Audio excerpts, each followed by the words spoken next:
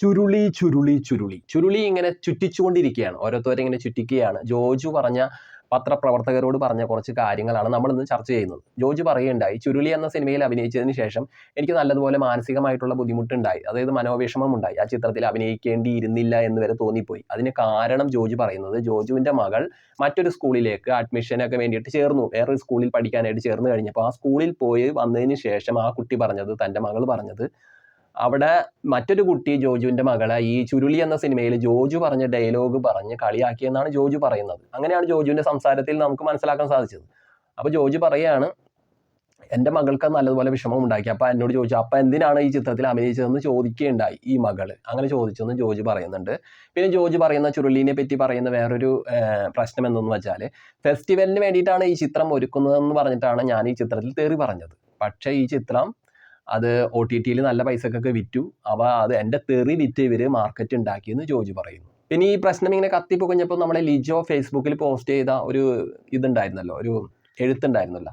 ആ എഴുത്തിനൊടുവിലായിട്ട് ഈ നമ്മുടെ ജോജുവിന് പൈസ കൊടുത്തു എന്ന് പറഞ്ഞിട്ടുള്ള ഒരു ഇത് കാണിക്കുന്നുണ്ട്, രേഖ കാണിക്കുന്നുണ്ട്, ഇങ്ങനെ പോസ്റ്റ് ചെയ്തിട്ടുണ്ട്. പക്ഷെ ജോജു പറയുന്നത് ചുമ്മാ ഒരു തുണ്ട് കടലാസ് കാണിക്കാതെ എഗ്രിമെൻ്റ് പുറത്ത് വിടണം എന്നാണ് പറയുന്നത്. അപ്പോൾ ഇത്തരം കാര്യങ്ങളാണ് നമ്മുടെ ജോജു ഉന്നയിച്ചിട്ടുള്ളത്.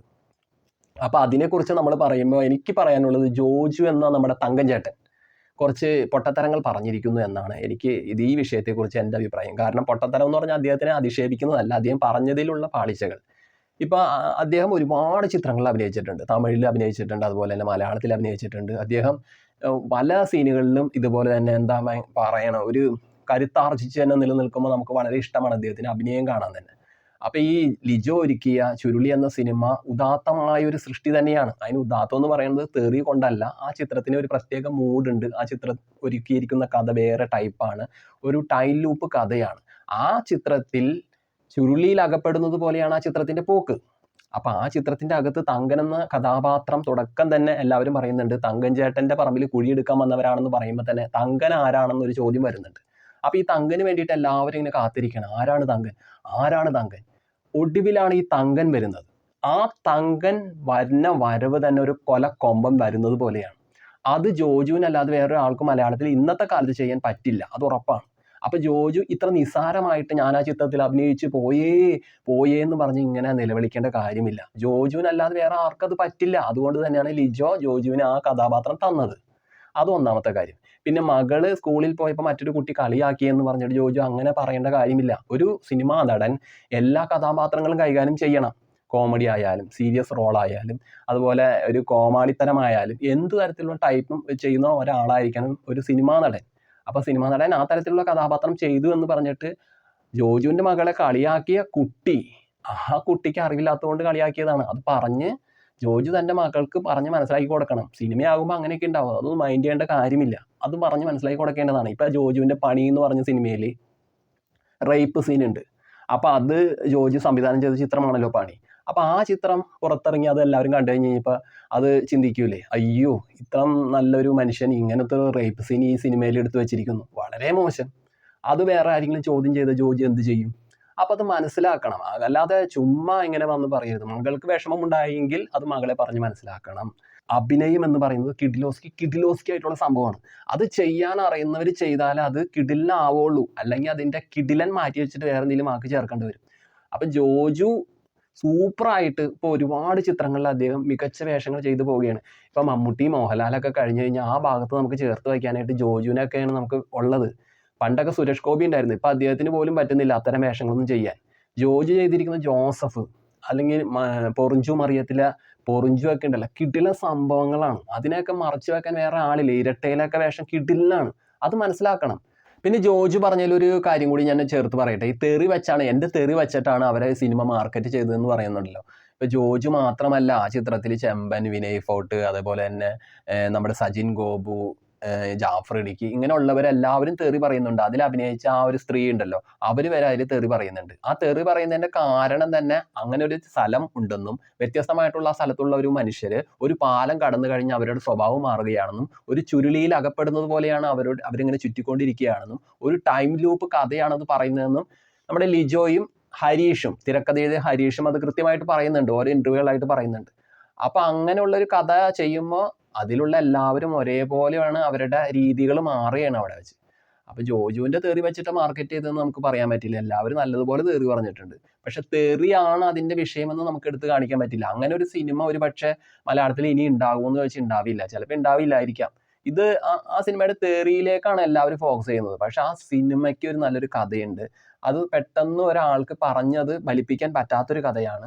ആ കഥയ്ക്കുള്ളിൽ കഥ നടക്കുന്ന ഒരു കൺകെട്ട് വിദ്യ പോലെ നീങ്ങുന്ന ഒരു കഥയാണ് ചുരുളി പറയുന്നത്. അപ്പൊ എൻ്റെ തെറി വെച്ചിട്ട് മാർക്കറ്റ് ചെയ്തു എന്ന് പറയുന്നതിനോട് എനിക്ക് യോജിപ്പില്ല. അതാണ് എൻ്റെ അഭിപ്രായം. ജോജു കുറച്ചും കൂടി ചിന്തിച്ച് സംസാരിക്കണമായിരുന്നു. അല്ലാതെ ഒരു ഇന്റർവ്യൂവിൽ വന്നിരുന്നിട്ട് ഇങ്ങനെ എനിക്ക് പൈസ തന്നില്ല അങ്ങനെയൊന്നും പറയേണ്ട കാര്യമില്ല. ഇപ്പൊ നമ്മൾ എഗ്രിമെന്റ് പുറത്ത് വിടണമെന്ന് പറയാനല്ലേ, ജോജുവിന്റെ കയ്യിലുണ്ടാവുമല്ലോ ഒരു എഗ്രിമെന്റ്. അപ്പൊ ജോജു ആ എഗ്രിമെന്റ് കാണിക്കൂ. നമുക്ക് എന്തായാലും ഒരു എഗ്രിമെന്റ് ചെയ്യുമ്പോൾ അതിന്റെ കോപ്പിയും കാര്യങ്ങളും ജോജുവിന്റെ കയ്യിലുണ്ടാവും, അത് കാണിക്കണം, എന്നിട്ട് ഫൈറ്റ് ചെയ്യണം. പിന്നെ ഇതുപോലെ തന്നെ ഒരു സിനിമാ നടനാവുമ്പോൾ എല്ലാ കഥാപാത്രങ്ങളും ചെയ്യണം എന്നുള്ളതിൻ്റെ ഒരു ഉത്തമ ഉദാഹരണമായിട്ട് ഈ അടുത്ത ദിവസം തന്നെ നമ്മുടെ ജാഫർ ഇടുക്കീനെ കോൾ ചെയ്തപ്പോൾ അദ്ദേഹം പറഞ്ഞ വാക്കുകൾ ഉണ്ടായിരുന്നു. അത് കിടിലനായി പോയി. അദ്ദേഹത്തിനോട് ചോദിച്ചു ഈ വിഷയത്തെക്കുറിച്ച് എന്താ സംസാരിക്കാനുള്ളത് അഭിപ്രായം എന്ന് ചോദിച്ചപ്പോൾ ചുരുളിയിൽ അഭിനയിച്ചൊരു കഥാപാത്രം,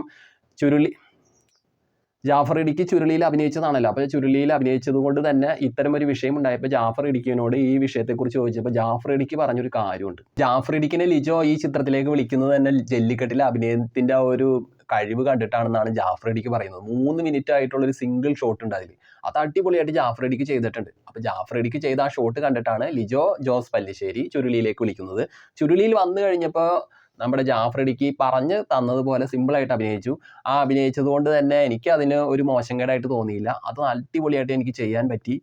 ലിജോയുടെ ചിത്രത്തിൽ അഭിനയിക്കാൻ പറ്റുന്നതിൻ്റെ ഭാഗ്യമാണ് എന്നൊക്കെയാണ് നമ്മുടെ ജാഫർ ഇടുക്കി പറയുന്നത്. പിന്നെ അദ്ദേഹം പറഞ്ഞൊരു പ്രധാനമായിട്ടുള്ളൊരു പോയിന്റ് ഉണ്ട്. അതെന്താണെന്ന് വെച്ചാൽ ജാഫർ ഇടുക്കി പറഞ്ഞത്, ഒരു കാർപ്പൻ്റർ ആയിക്കഴിഞ്ഞ് കഴിഞ്ഞാൽ കട്ടിൽ മാത്രം പൂട്ടിയാൽ പോരാ, സ്റ്റൂൾ ഉണ്ടാക്കേണ്ടി വരും, ബെഞ്ച് ഉണ്ടാക്കേണ്ടി വരും, ഇനി കസേര ഉണ്ടാക്കാൻ പറഞ്ഞാൽ അത് ഉണ്ടാക്കേണ്ടി വരും, ഒരു ഇരിക്കണ പലക ഉണ്ടാക്കാൻ പറഞ്ഞാൽ അത് ഉണ്ടാക്കേണ്ടി വരും. അപ്പോൾ എല്ലാം ഉണ്ടാക്കുന്നവരാണ് കാർപ്പൻ്റർ. ഒരു വിശ്വകർമ്മ, ഒരു അടിപൊളി സംഭവമാണ് അവർ എല്ലാം പൂട്ടണം, എല്ലാ പണി അറിഞ്ഞിരിക്കണം. ഈ മരം വെച്ച് ചെയ്യുന്ന എല്ലാ പണിയും ഒരു കാർപ്പൻ്റർ അറിഞ്ഞിരിക്കണം. അപ്പോൾ എനിക്ക് അത് മാത്രം ഉണ്ടാക്കാൻ പറ്റുള്ളൂ, മറ്റത് ഉണ്ടാക്കാൻ പറ്റില്ല എന്ന് പറയണത് പോലെ ആവരുത്. അപ്പോൾ അതുപോലെയാണ് ഒരു നടനും എന്നാണ് നമ്മുടെ ജാഫർ ഇടുക്കി പറയുന്നത്. അല്ലാതെ ഞാൻ ചുരുളിയിൽ അഭിനയിച്ചു, ഞാൻ പിന്നീട് കുറേ കാലങ്ങൾക്ക് ശേഷം അയ്യോ ഞാൻ അഭിനയിച്ചത് മോശമായി പോയി, തെറ്റായിപ്പോയി, എൻ്റെ നാട്ടിൽ മൊത്തം എന്നെ തെറി പറയുന്നു, എന്നെ മോശക്കാരനാക്കി മാറ്റുന്നു എന്ന തരത്തിലൊന്നും സംസാരിക്കേണ്ട കാര്യമില്ല. താങ്കൾ അടിപൊളി മാസാണ് ജോജു. അപ്പോൾ താങ്കൾ ചെയ്ത കഥാപാത്രം അത്രയേറെ ജനങ്ങൾ ഇഷ്ടപ്പെടുന്നത് കൊണ്ടാണ് ആ കഥാപാത്രത്തിൻ്റെ ഡയലോഗുകൾ പിന്നെ ആളുകൾ പറഞ്ഞുകൊണ്ടിരിക്കുന്നത്. അല്ലാതെ ആ കഥാപാത്രം മോശമായതുകൊണ്ടല്ല. ഇപ്പം ചുരുളി എന്ന സിനിമയിൽ തങ്കനായിട്ട് നമുക്ക് ചെമ്പനെ കൊണ്ടുവന്ന് വെച്ചിട്ട് ചെമ്പൻ ചെയ്ത റോള് നമ്മുടെ ജോജുവിന് കൊടുത്തു കഴിഞ്ഞാൽ അത്ര ഭംഗിയാവുമെന്ന് എനിക്ക് തോന്നണില്ല. ജോജു തന്നെയാണ് തങ്കൻ ചേട്ടൻ. തങ്കൻ അടിപൊളിയാക്കി മാറ്റിയ സൂപ്പർ താരമാണ് താങ്കൾ ഒരിക്കലും ഇങ്ങനെ തല കുനിച്ച് പോകേണ്ട കാര്യമൊന്നുമില്ല. താങ്കൾ നിവർന്ന് തന്നെ നിൽക്കണം. മലയാള സിനിമയുടെ സമ്പത്താണ് താങ്കൾ. അപ്പോൾ ഈ വിഷയം ഇത്രയേറെ ഇങ്ങനെ പറഞ്ഞ് ഇങ്ങനെ വലിയ വഴക്കായിട്ട് പോകേണ്ട കാര്യമില്ല. ലിജോ എന്നെ ഒന്ന് വിളിക്കൂ, ഒന്ന് സംസാരിക്കൂ. അപ്പോൾ ആ വിഷയത്തിൽ നിന്നും നിങ്ങളുടെ സൗഹൃദം വീണ്ടും ഒരു ഷൈക്കാൻഡോട് കൂടി ചേർത്ത് പിടിച്ചുകൊണ്ട് മുന്നോട്ട് പോകുന്ന സൗഹൃദമായിട്ട് വളരട്ടെ. ഈ ചിത്രങ്ങൾ ഉണ്ടാവട്ടെ. അല്ലാതെ നമ്മൾ ഈ വിഷയം ഇങ്ങനെ പറഞ്ഞ് ചുമ്മാ ഇങ്ങനെ പറഞ്ഞുകൊണ്ടിരിക്കുക, അല്ലാണ്ട് ഇതിൽ സംഭവമൊന്നുമില്ല. ജോജു അടിപൊളിയായിട്ട് ചെയ്യാൻ അറിയുന്ന, കലയറിയുന്ന, കഴിവുള്ള ഒരു നടനാണ്. അഭിനയിക്കാൻ അറിയുന്ന നടൻ. ഏതൊരു വേഷം കൊടുത്താൽ ജോജുവിന് അഭിനയിക്കാൻ പറ്റും.